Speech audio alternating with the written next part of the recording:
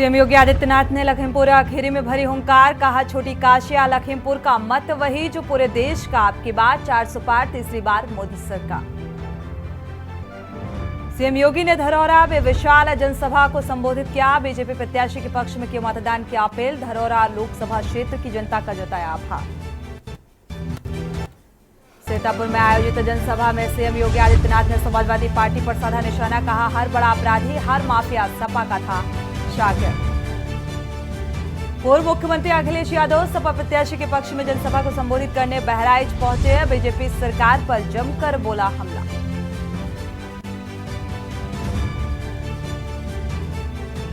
और छत्तीसगढ़ के पूर्व मुख्यमंत्री भूपेश बघेल पहुंचे रायबरेली, के न्यूज से खास बातचीत में कहा देश में परिवर्तन का माहौल, कांग्रेस ने कर ली पूरी तैयारी। समाजवादी पार्टी के राष्ट्रीय महासचिव शिवपाल सिंह यादव ने इटावा में जनसभा को किया संबोधित, कहा बीजेपी को हरा रहा है इंडिया गठबंधन। के न्यूज खबरों का सारथी। खबर उत्तर प्रदेश के साथ में सूरी चौहान। खबरों की शुरुआत अहम खबर के साथ लखनऊ से अहम खबर सामने आ रही है। हज यात्रियों की पहली उड़ान रवाना हुई। 285 हज यात्रियों को लेकर लखनऊ से पहला जो उड़ान है वो रवाना हुआ और 4 बजे के करीब जायरीनों के एयरपोर्ट ले जाया गया और पहली फ्लाइट मौसी एयरपोर्ट से रवाना हुई।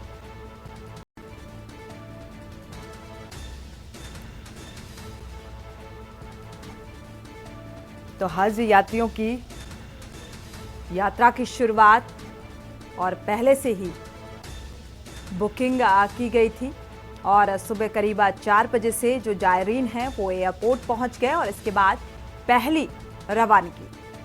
तो 285 हज यात्रियों को लेकर लखनऊ से पहली उड़ान रवाना हुई।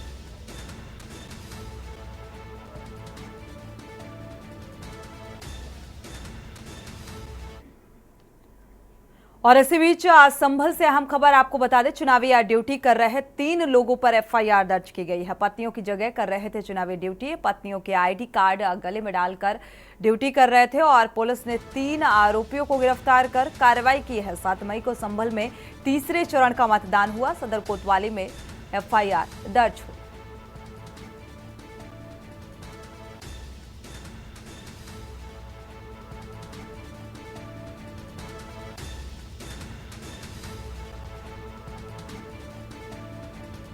सदर कोतवाली में एफआईआर दर्ज की गई है और छानबीन जारी। चुनावी ड्यूटी पर 3 लोगों पर यह एफआईआर दर्ज, पत्नियों की जगह ये ड्यूटी करते हुए पाए गए और इसी के चलते ये कार्रवाई। संभल से हम खबर आपको बता रहे हैं, 3 लोगों के खिलाफ एफआईआर दर्ज की गई है। पत्नियों की जगह चुनावी ड्यूटी में ड्यूटी करते हुए नजर आए और पत्नी की आईडी के साथ इन तीनों ही आरोपियों को गिरफ्तार कर लिया गया है। एफआईआर दर्ज कर ली गई है। 7/5 को जो चुनाव था लोकसभा का यहाँ, तो उसमें जैसे हम जगह जगह राउंड पे थे तो कुछ लोग बाहर मतदान केंद्र से बाहर बस्ते लगाकर बैठे हुए थे, तो उनको अटेंडेंस चेक किया गया तो उन्होंने अपनी जेब में कार्ड जो डाला हुआ था वो किसी महिला का था और जब वो देखा गया कार्ड, भाई कार्ड किसका है, तो उनके द्वारा बताया गया कि मेरी पत्नी का है। तो उसमें से वो 3 लोग हमें मिले थे, जिसमें जो बीएलओ थी वो रेशमा थी, उसका पति जिया उलट था और दूसरी बीएलओ थी उषा रानी, उसका पति अनूप कुमार और तीसरा बीएलओ थी वाजिदा, उसका पति हिजबुल रहमान। ये 3 लोग वहाँ थे, अपनी पत्नियों की जगह उनकी कुर्सी पे बैठे हुए थे, मतलब बीएलओ का काम कर रहे थे। जबकि इनसे पूछा गया, इन्होंने कहा मेरी पत्नी बीमार थी, मैं उनकी जगह आ गई।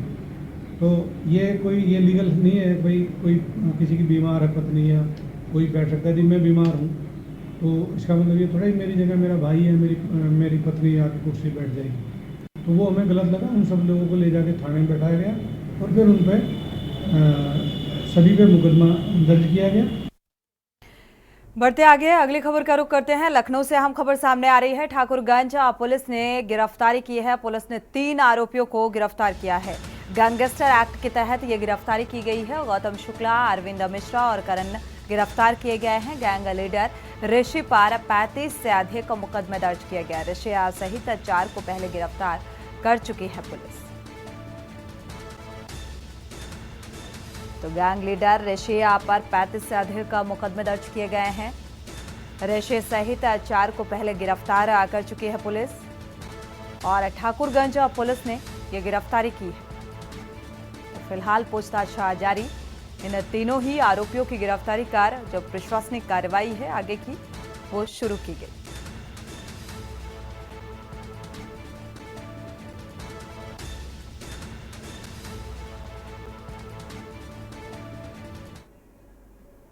समाजवादी पार्टी के राष्ट्रीय महासचिव शिवपाल सिंह यादव आज इटावा के बड़पुरा ब्लॉक के जयपुर गांव में इंडिया गठबंधन की जनसभा को संबोधित करने के लिए पहुंचे और उन्होंने मीडिया से मुखातिब होते हुए बोला कि इटावा जनपद के बड़पुरा एलाले शिवपाल सिंह यादव ने जनसभा को संबोधित किया। शिवपाल सिंह यादव का कहना है कि तीसरे चरण के मतदान के बाद गठबंधन बीजेपी को हरा रहा है और बीजेपी का सफाया हो रहा है। सरकार गुंडई कर रही है। बंदायुआ की जसवंत नगर में मैनपुरी में आज भी गुंडई चल रही है।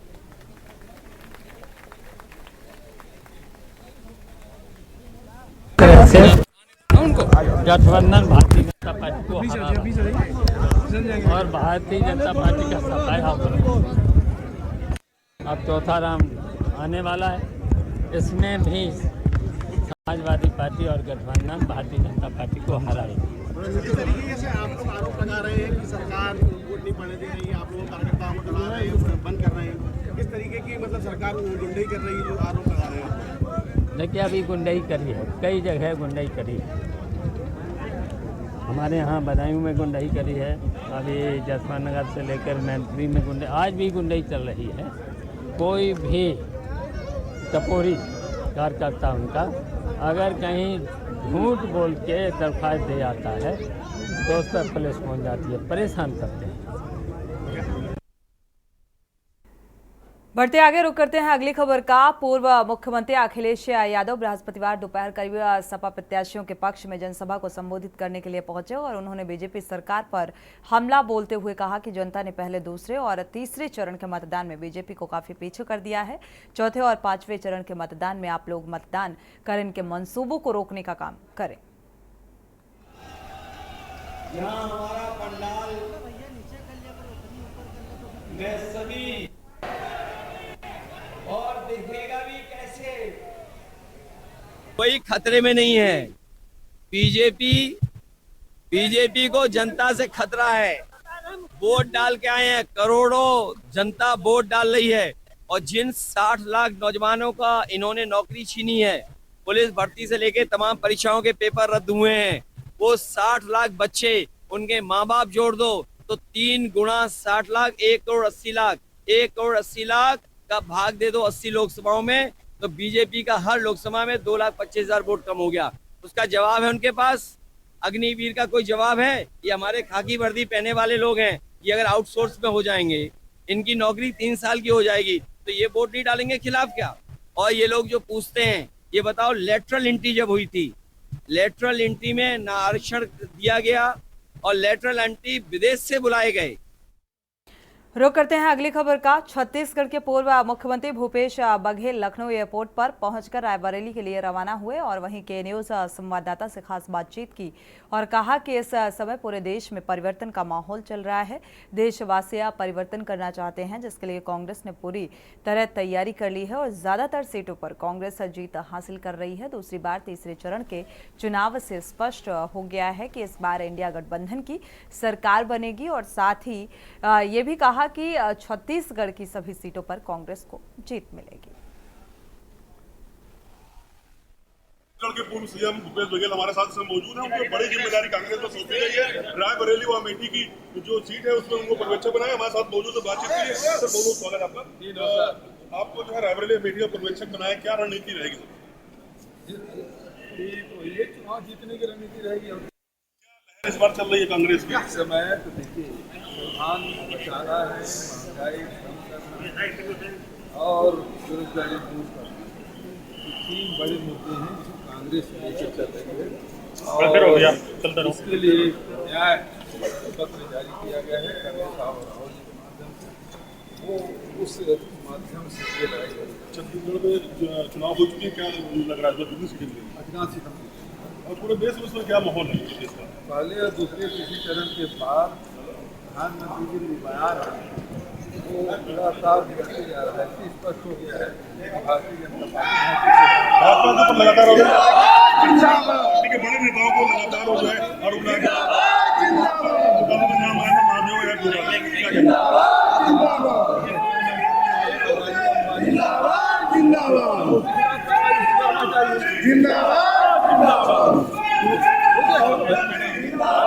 हमारे साथ छत्तीसगढ़ के पूर्व मुख्यमंत्री भूपेश बघेल ने बताया कि इस बार जो लहर है कांग्रेस की चल रही है और भाजपा इस बार चुनाव हारी है, कांग्रेस अकबरपुर का रुख कर लेते हैं। अकबरपुर लोकसभा से बसपा प्रत्याशी राजेश कुमार द्विवेदी को जनता का अपार समर्थन मिल रहा है और जनता की राय के अनुसार राजेश कुमार द्विवेदी एक जनप्रिय नेता हैं और जन समस्याओं के निवारण के लिए हमेशा से जागरूक रहते हैं और प्रत्याशियों के मुकाबले उदार व्यक्तित्व भी रखते हैं। जनता के बीच रहते हैं। उनकी जीत से निश्चित रूप से क्षेत्र का विकास होगा। और हमारी संवाददाता यशी शुक्ला ने बसपा प्रत्याशी राजेश कुमार से खास बातचीत की। सब मौजूद हैं अकबरपुर लोकसभा सीट में और यहाँ पर हम जानेंगे कि जनता का मूड क्या है, इस बार क्या कुछ मुद्दे रहने वाले हैं लोकसभा चुनाव के। सबसे पहले क्या कुछ नाम है आपका? करमेन मिश्रा। करमेन जी, इस बार किसको वोट देंगे? वोट तो मैं दे रहा हूँ राजेश द्विवेदी जी को। क्यों? अच्छे व्यक्ति, अच्छा कार्य करेंगे इसलिए। बाकी प्रतिद्वंदियों के लिए क्या कहना है? नहीं, बाकी सब भी अच्छे हैं, अपनी अपनी जगह में सब सारे अच्छे हैं। आपको क्या लगता है विकास की जो बात कही जाती है तो अब तक अकबरपुर लोकसभा सीट का विकास हो पाया? नहीं, विकास तो नहीं हो पाया। चलिए ठीक है। क्या नाम है आपका? राम प्रसाद कुरेल। राम प्रसाद जी, ये बताइए इस बार किसके साथ जाना पसंद करेंगे? हम द्विवेदी जी के साथ में बसपा को वोट देंगे। बसपा को वोट देंगे? हाँ। क्यों? क्योंकि बसपा ने बहुत काम किए हैं। बसपा ने बहुत काम किए हैं, अच्छे काम किए हैं। सफाई कर्मचारियों की भर्ती करवाई। बीजेपी ने नहीं किए? बीजेपी ने नहीं किए। आज तक बीजेपी तो भर्ती नहीं करवा पाई कोई भी सही ढंग से। इसलिए जहाँ देखो वहाँ पेपर लीक हो जाता है हर समय। चलिए ठीक है। और भी लोग हमारे साथ हैं। क्या नाम है आपका? हिमांशु पाल। हिमांशु जी, इस बार किसको वोट देंगे? सपा को। सपा को क्यों? राजा रामपाल। राजा रामपाल को क्यों वोट देंगे? क्योंकि पहली बात तो वो मेरे इस जो चल रहा है अपनी जातिवाद चल रहा है, तो जातिवाद हम कहीं भी वोट डालते हैं तब भी मेरा वोट जाएगा। हम अगर बीजेपी को वोट देते तब भी लोग यही कहेंगे कि राजा रामपाल को वोट दिया हुआ, क्योंकि तुम्हारे ही वो जात के हैं। इस वजह से मेरा वोट राजा रामपाल को जाएगा। ठीक है, तो यानी जाति समीकरण की राजनीति जो है वो की जा रही है, विकास के मुद्दों से कोई लेना देना नहीं? नहीं, हमारे यहाँ जो अकबरपुर के लोकसभा वो है सांसद हैं, वो बहुत राजनीति वो मतलब की जातिवाद करते हैं। उनका कहना है कि उनके पास कोई भी व्यक्ति जाता है तो वो किसी काम नहीं करते, क्योंकि जातिवाद मतलब कि उससे काम करते हैं। वो जातिवाद करते हैं, इसलिए जनता भी सोच रही है कि हम भी जातिवाद के आधार पर चले हैं। बहुत बढ़िया। क्या नाम है आपका? उदय दीक्षित। उदय दीक्षित। उदय दीक्षित जी, किसको वोट देंगे इस बार? राजेश कुमार द्विवेदी। क्यों? क्यों? राजेश कुमार द्विवेदी जी अच्छे व्यक्ति हैं, व्यक्तित्व में अच्छे हैं और बाकी तो फुल सपोर्ट है इनके साथ जनता का। अकबरपुर लोकसभा बाकी दो दलों से नाराजगी क्यों? नाराजगी क्या, माननीय देवेंद्र सिंह भोले 2 बार से हैं सांसद, बट उनसे मिलने जाओ तो वो मिलते नहीं है, ना ही एक ही व्यवहार वो इलाके में आए हैं, बस यही है।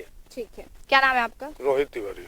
रोहित जी, किस बार वोट किसको देंगे? Vote only for BSP. BSP को वोट क्यों देंगे? बीएसपी को वोट इसलिए देंगे क्योंकि काफी समय बाद 3 पंचवर्षीय हो या 4 जो भी मुझे याद है, कोई ऐसा प्रत्याशी नहीं आया जो लोगों के बीच जाए, पब्लिक में जाए, उनकी समस्याएं सुने या अन्य बहुत चीजें ऐसी बोलने वाली हैं, ऐसा कोई व्यक्ति नहीं।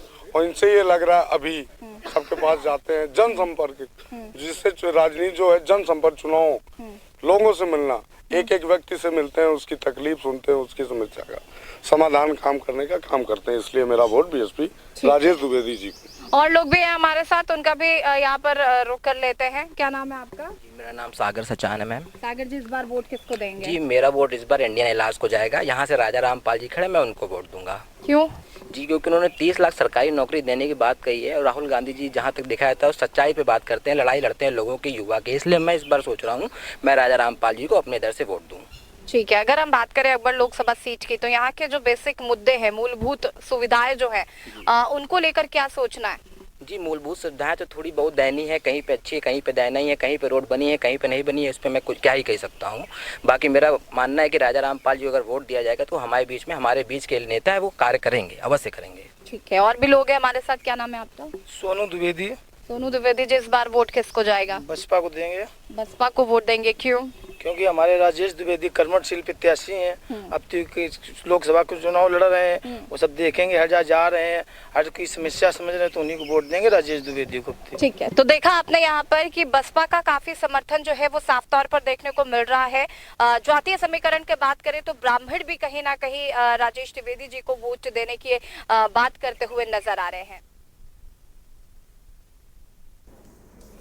वक्त एक छोटे से ब्रेक का, लौटेंगे जब। ब्रेक से वापस आ रहे हैं, रुक करते हैं खबरों का। कासगंज जनपद कासगंज में वीर शिरोमणि महाराणा प्रताप की जयंती बड़े ही धूमधाम से मनाई जा रही है और इसी के चलते बीजेपी कार्यालय पर जिला अध्यक्ष केपी सिंह सोलंकी के नेतृत्व में महाराणा प्रताप की जयंती मनाई गई। बीजेपी जिला अध्यक्ष ने महाराणा प्रताप के चित्र पर माल्यार्पण किया और इस दौरान बीजेपी जिला अध्यक्ष केपी सिंह सोलंकी ने कहा कि महाराणा प्रताप ने मुगलों के शासनकाल को कदापि स्वीकार नहीं किया और बल्कि उनसे हमेशा लोहा लिया।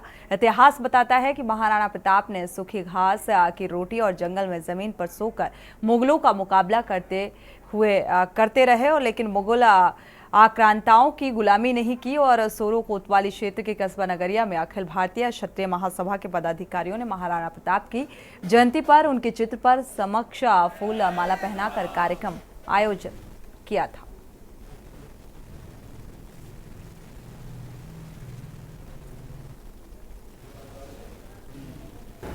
पूरे भारतवर्ष में हम सबके जननायक वीर शिरोमणि महाराणा प्रताप की जयंती है और महाराणा प्रताप ने अपना पूरा जीवन अन्याय के विरुद्ध, अत्याचारियों के विरुद्ध और जनता की सेवा, देश की सेवा में लगाया।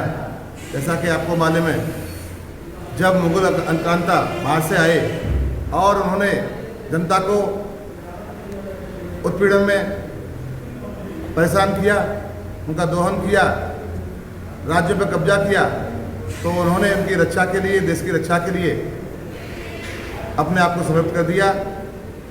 रानियों ने, महारानियों ने अपनी आहुति दी और इसीलिए पूरा देश आज उनकी जननायक की जयंती मना रहा है। अपने जनपद में अभी कार्यक्रम कितने और होने हैं? आज पूरे जनपद में बहुत सारी जगह, सैकड़ों जगह इनकी जयंती का मनाने का आयोजन किया गया है। बढ़ते आगे और रुख करते हैं अगली खबर का। कन्नौज कलेक्ट्रेट से मतदाता जागरूकता रैली निकाली गई। बेसिक शिक्षा विभाग के शिक्षक नगरीय क्षेत्र में रैली निकाली गई और डीएम शुभ्रांत कुमार शुक्ला और एसपी अमित कुमार आनंद ने झंडी दिखाकर मतदाता जागरूकता रैली को रवाना किया। रैली में 100 से ज्यादा शिक्षक शिक्षिकाओं ने वाहनों के जरिए हाथों में पोस्टर बैनर लेकर जागरूकता रैली निकाली और करीब 2024 में होने वाले लोकसभा चुनाव को लेकर मतदाता लिस्ट दुरुस्त होने की बात, मतदान प्रतिशत बढ़ाने पर अफसर लगातार पसीना बहा रहे हैं, यानी कि जागरूकता रैली के जरिए की फैलाई जा रही है और अब गुरुजी हाथों में तख्तियां लेकर मतदाताओं को जागरूक करने के लिए निकल पड़े हैं।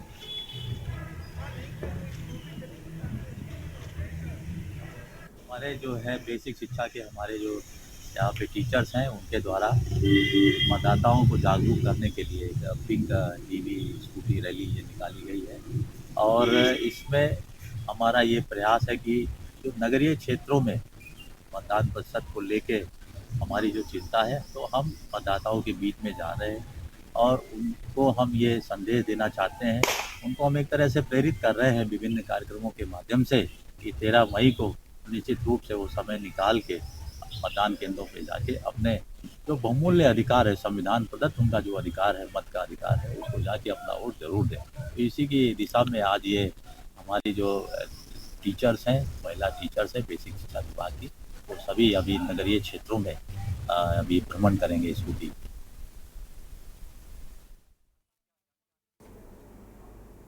बीते दिनों कानपुर में पीएम मोदी ने गुमटी गुरुद्वारे में मत्था टेकने के बाद कानपुर लोकसभा से बीजेपी प्रत्याशी रमेश अवस्थी के लिए भव्य रोड शो किया था और इसके बाद कानपुर सीट का सियासी पारा गर्मा गया। अब 10 मई को जेआईसी ग्राउंड में पूर्व मुख्यमंत्री अखिलेश यादव और राहुल गांधी कानपुर लोकसभा से इंडिया गठबंधन के प्रत्याशी आलोक मिश्रा के लिए जनसभा करेंगे।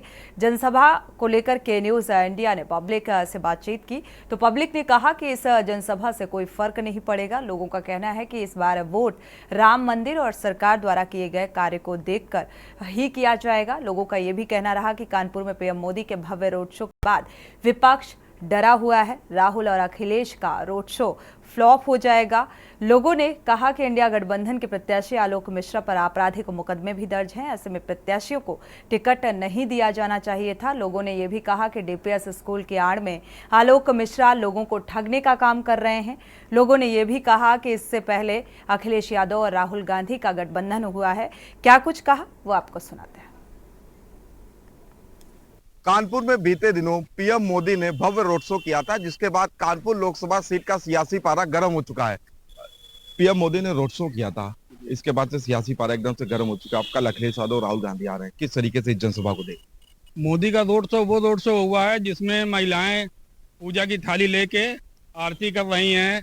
कल जो अखिलेश और राहुल की जनसभा है उसका कोई खास असर नहीं पड़ेगा। हमारे साथ कुछ और लोग भी हैं, उनसे भी बातचीत करना चाहेंगे। सर, क्या नाम है आपका? सनी साहू। सनी जी, कल अखिलेश यादव और राहुल गांधी आलोक मिश्रा के लिए जनसभा कर रहे हैं, किस तरीके से आप इसको देखते हैं? जो अखिलेश जी और राहुल जी जो ये कल रोड शो या जनसभा कर रहे हैं आलोक मिश्रा के लिए, ये रोड शो इनका बेकार है। अभी उनसे बातचीत करेंगे। सर, क्या नाम है आपका? आदित्य प्रकाश। आदित्य जी, मोदी जी का रोड शो हुआ था, क्या लग रहा है इसके बाद जो कल अब अखिलेश और राहुल का रोड शो ना, क्या विपक्ष पूरी तरीके से डर गया? जी हाँ, बिल्कुल। और ऐसे पहले भी रोड शो होते रहे हैं, ऐसे कोई बात नहीं है, कोई पहली बार नहीं हो रहा है और उसका रिजल्ट भी देखा ही जाता है बाद में क्या होता है। हमारी गवर्नमेंट ने जो इसमें प्रेजेंट में है, हम के अनुसार वोट मिलेगा। हमारे साथ कुछ और लोग भी, उनसे ही बातचीत करेंगे। क्या नाम है भैया? सुमित पांडे नाम है हमारा। सुमित जी, किस तरीके से आप देख रहे हैं कानपुर लोकसभा सीट को मोदी जी के आने बाद सियासी पारा गर्म हुआ? जैसा कि सियासी पारा इनका गर्म हुआ है तो उसका कोई फर्क नहीं पड़ता है। जनता जानती है कि जो हमारे लिए काम करेगा हम उसको वोट देंगे। क्या नाम है भैया आपका? सत्यम मिश्रा नाम है। सत्यम जी, किस तरीके से देख रहे हैं कल जो जनसभा होनी है अखिलेश यादव और राहुल गांधी? जनसभा क्या बताया जाए, ये पहला तो गठबंधन नहीं, बहुत बड़ा ठगबंधन है। दिल्ली पब्लिक स्कूल के संचालक इंडिया गठबंधन प्रत्याशी कांग्रेस की तरफ से प्रत्याशी हैं ये आलोक मिश्रा जी, सबसे बड़ी शिक्षा माफिया। इन्होंने वादा किया था कोरोना काल में कि जो असहाय और उस वक्त काफी लोगों की, काफी पेरेंट्स की जॉब भी जा चुकी थी, तो ऐसे लोगों के लिए उन्होंने खुद कहा था कि हम फीस माफ करेंगे। हम लोग बातचीत करेंगे। क्या नाम भैया आपका? राहुल रंजन। राहुल जी, कल अखिलेश यादव और राहुल गांधी आ रहे हैं और एक जनसभा करेंगे आलोक मिश्रा के लिए, किस तरीके से देख रहे हैं आप? देख के आ रहे हैं वो जनसभा कर ही रहे हैं, वो पैसे हम लोग को दे दें तो लोगों को शरबत बंटवा दें। उनके ऊपर जो आपराधिक मुकदमे दर्ज हैं वो भी एक अहम मुद्दा है इसमें। कानपुर से कौस्तुभ मिश्रा, के न्यूज़ इंडिया। तो 10 मई को रोड शो होना है, जनसभा को संबोधित करने के लिए पहुंच रहे हैं। ऐसे में जनता की प्रतिक्रियाएं काफी कुछ इशारा करती हुई नजर आ रही हैं। इसी के साथ खबर उत्तर प्रदेश में इतना ही। आगे खबरों के लिए आप देखते रहिए के न्यूज़ इंडिया।